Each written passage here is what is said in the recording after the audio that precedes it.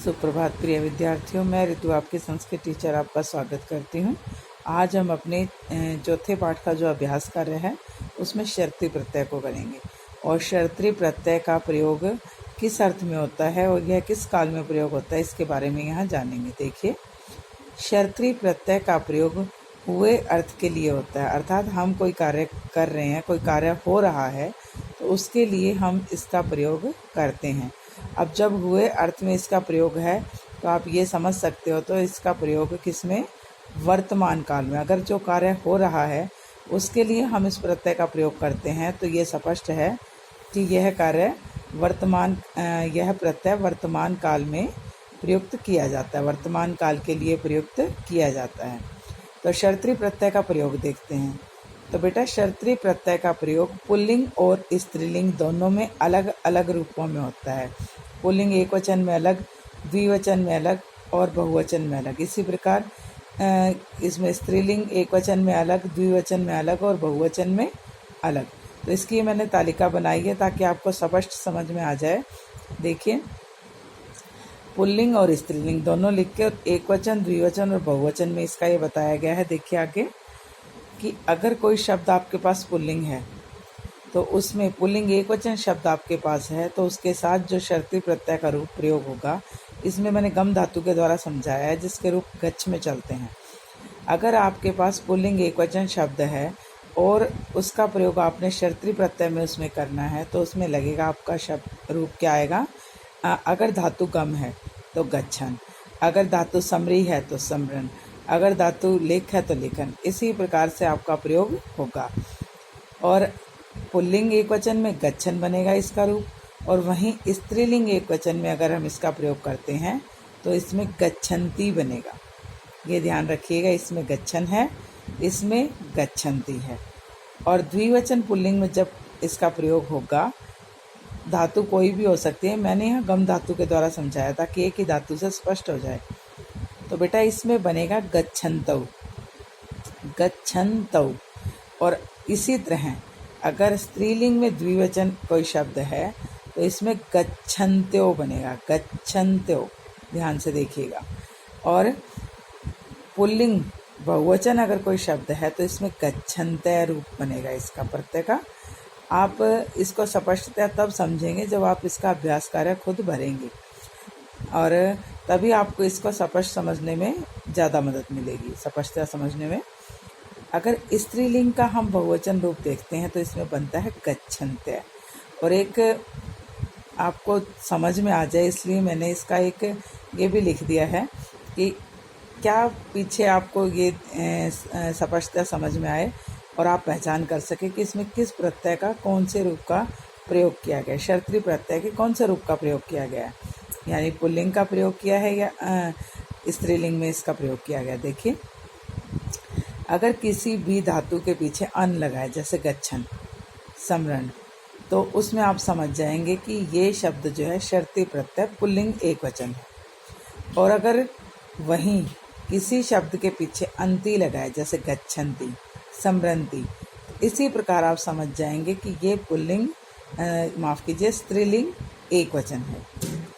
इसी प्रकार अगला शब्द जो है आपका, किसी शब्द के पीछे अगर अंतौ लगा है, गच्छन्तौ, तो आपको ये स्पष्टता समझ में आए कि ये द्विवचन पुल्लिंग है। और अगर गच्छन्त्यो, अंत्यो लगा है जिसके पीछे, वो स्त्रीलिंग द्विवचन है आपका। ये पुल्लिंग द्विवचन है और ये स्त्रीलिंग द्विवचन है। बहुवचन में जो पुल्लिंग के आएगा उसमें अंत आएगा, अंत है, गच्छन्त्य, समरन्त्य, लिखन्त्य, इसी तरह। और इसमें स्त्रीलिंग बहुवचन में क्या? गच्छन्त्य, समरन्त्य, लिखन्त्य, यानी अंत्य। तो आपको ध्यान देना है, इसमें अन, इसमें अंति, यहाँ अंतौ, यहाँ अंत्यो, यहाँ पर अंत्य और यहाँ पर अंत्य है। मतलब अंतर सिर्फ ये है, इसमें ता और यह का प्रयोग किया गया है, इसमें खाली ता का प्रयोग किया गया है। तो बेटा इस प्रकार से आपको ये तालिका स्मरण करनी है और उसके बाद ही आप इस कार्य को अच्छी प्रकार समझ सकेंगे। अब आगे अभ्यास करेंगे तो आपको अच्छे से समझ में आएगा। अब हमारा जो प्रश्न है वो है प्रकृति प्रत्यय संयोज्य विभज्य वाली खत। अर्थात प्रकृति, प्रकृति यानी कि जो शब्द है, धातु है, उसको प्रत्यय से अलग करके, संयोज्य मिलाकर, विभज्य अलग करके लिखिए। यह आपके पुस्तक का ही प्रश्न है जो मैंने आपको कॉपी में लिखकर समझाया है। देखिए हमारा जो पहला वाक्य है वो है विद्यालयम गच्छन बालकम मातरम नमति। एक बात और ध्यान दीजिए, जब आपको इसको विभज्य करना है यानी इसको अलग करना है तो आपको किसी तरह की कोई दिक्कत नहीं आएगी, क्योंकि आपको सिर्फ धातु का नाम समझना है और आपको पता है कि प्रत्यय शर्त्री लगेगा। परंतु जब आपको इसको मिलाकर लिखना है तब ये तालिका आपका पूर्णतः वो जो है आपकी मदद करेगी। विद्यालयम गच्छन बालकम मातरम नमति। विद्यालय जाता हुआ बच्चा माँ को नमस्कार करता है। बहुत बार ये वाक्य आपके पेपरों में भी पूछा जाता है। 8वीं के जो पेपर होते हैं उसमें बहुत बार इस वाक्य को अलग अलग रूपों में पूछा गया है। विद्यालयम गच्छन बालकम मातरम नमति। विद्यालय जाता हुआ बच्चा माँ को नमति नमस्कार करता है। अब विद्यालय जा कौन रहा है? बच्चा जा रहा है। बालक वो क्या है? पुल्लिंग है। पुल्लिंग क्या? एक वचन। पुल्लिंग का एक वचन रूप है। तो हमें और गच्छन अन्न से हमें समझ में आ रहा है कि ये पुल्लिंग एक वचन है, और वैसे भी हम वाक्य को समझते हैं तो बालक पुल्लिंग एक वचन है। तो इसमें अलग करना है। तो गच्छन का मैंने बताया था गम धातु है जिसके रूप गच्छ में चलते हैं। तो हमेशा जो प्रत्यय है वो किसके साथ लगता है? धातु के साथ लगता है। तो आप ये नहीं करेंगे कि गच्छ जमा में श्रुति, तो गलत हो जाएगा आपका।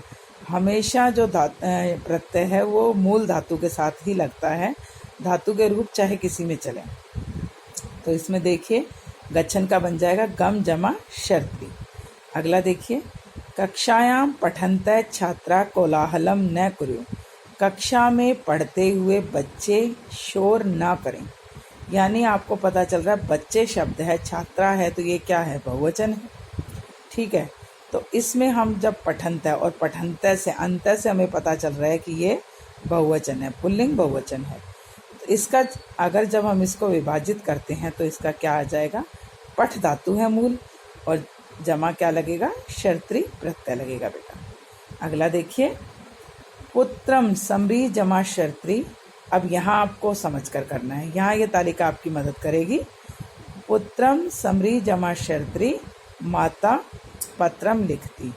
उत्तर देखकर तो आप बोल दोगे कि हाँ मैडम ने समृंति लिखा है तो समृंति आएगा, परंतु किस प्रकार आया वो समझना है। पुत्रम समरी जमा शर्त्री। समरी जमा शर्त्री वाक्य की हिंदी एक बार समझ लीजिए। पुत्र को याद करती हुई, समरी का अर्थ तो याद करना, माता पत्रम लिखती, माता पत्र लिख रही है। ठीक है, तो इसमें देखिए कि समरी जमा शर्त्री, इसका तो प्रयोग किया गया समरी धातु का। पुत्र को याद कर रही है, कौन? माता याद कर रही है। माता क्या है इसमें? अगर आप पुत्र को देखकर प्रत्यय लगाएंगे तो वाक्य गलत हो जाएगा। पुत्र को याद कर रही है, पर कौन कर रही है? माता कर रही है। माता क्या है? स्त्रीलिंग शब्द है, और स्त्रीलिंग में भी एक वचन। तो इसमें क्या आ जाएगा? समरी के साथ हमने बताया था जब भी कोई धातु हो उसके साथ स्त्रीलिंग एक वचन शब्द है तो वहाँ क्या लगेगा? अंति। तो इसमें क्या बन गया? ये समरी जमा अंति समरंती। ठीक है, तो अगला वाक्य देखिए आप। उद्याने क्रीडन्त्यः कन्या प्रसन्ना भवन्ति। बाग में खेलती हुई लड़कियां क्या हैं? प्रसन्ना, खुश, भवंती हो रही हैं, खुश हो रही हैं। तो इसमें क्या है? कन्या शब्द क्या है? स्त्रीलिंग बहुवचन है, स्त्रीलिंग बहुवचन शब्द है। इसमें हमने क्रीडन्त्यः, देखिए अंत्य का प्रयोग हुआ है स्त्रीलिंग किसमें? बहुवचन में है, वही शब्द इसमें है। धातु कोई भी हो सकती है, बस आपको ये देखना अंत्य। ठीक है, तो इसमें क्रीड धातु मूल है और इसमें प्रत्यय हमारा वही लगेगा, क्या? शर्त्री प्रत्यय। तो आपको ये ध्यान से समझना है। अगला देखिए, नृत्यम दृश्य जमा शर्त्री जनः करतल ध्वनिम कुर्वन्ति। नृत्य को देखते हुए, दृश्य धातु का अर्थ होता है देखना, और दृश्य के दो रूप हैं, एक पश्य और एक दृश्य। दोनों ही बिल्कुल सही है जो भी आप प्रयोग करेंगे। नृत्य देखते हुए लोग जो हैं करतल ध्वनि, तालियां बजाने की आवाज करते हैं, कर रहे हैं। ठीक है, यहाँ जो जना शब्द है वो पुल्लिंग है, पुल्लिंग का भी बहुवचन है। ठीक है, तो इसमें अंत्य का प्रयोग हुआ। तो दृश्य धातु के साथ जब हमने शर्त्री प्रत्यय लगाया और जना शब्द है तो इसमें हम क्या करेंगे? दृश्यंत। क्योंकि दृश्य के साथ अंत्य का प्रयोग हमने किया और शब्द बन गया दृश्यंतय, क्योंकि ये बहुवचन है और वो भी पुल्लिंग का। अगला देखिए, मार्गे चल जमा शर्त्री बालक इत सत्य न पश्यति।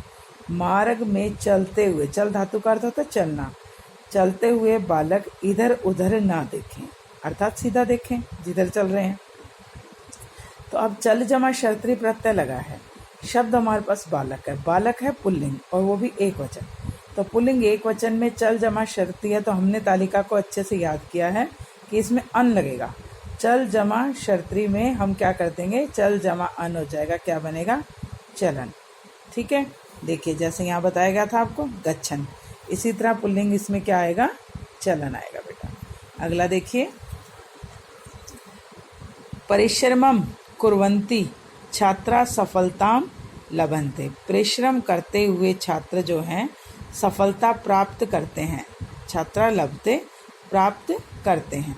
अब इसमें कुर्वन्ति क्री धातु है, इसमें काम करना, और प्रत्यय हम क्या लगा देंगे, शर्त्री लगाएंगे, शर्ती, क्योंकि इसको अलग करने में दिक्कत नहीं है। हालांकि छात्रा शब्द को देखकर लगाते हैं, अगर इसमें हमने मिलाकर करना होता तो हमें थोड़ा सा सोचना पड़ता कि छात्रा को देखकर कैसे करेंगे, परंतु अब हमने सीधा अलग करना है। क्री धातु है, शर्त्री प्रत्यय लगा देंगे। अब अगला देखिए, ग्रहम आ जमा गम जमा शर्ती कन्या बस यानम आरोहंती। घर को आते हुए कन्या जो है बस यान यानी कि बस में चढ़ती है, बस का प्रयोग करती है। तो इसमें कन्या शब्द जो है वो पुल्लिंग है, स्त्रीलिंग है, एक वचन है।